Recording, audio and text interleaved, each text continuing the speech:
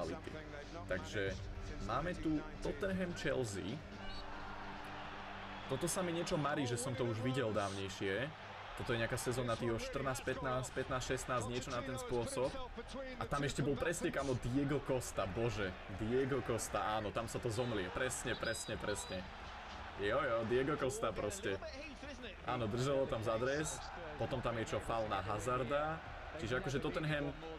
Aha, a Lamela akože vstúpil na Fabregasovú ruku. Hej. Zase ďalší tvrdý zákrok, tentoraz opäť na Hazarda. Tam sa to mlelo. OK.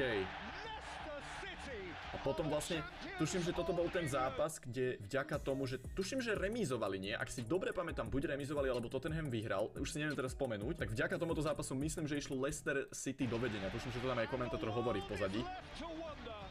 Takže to bola tá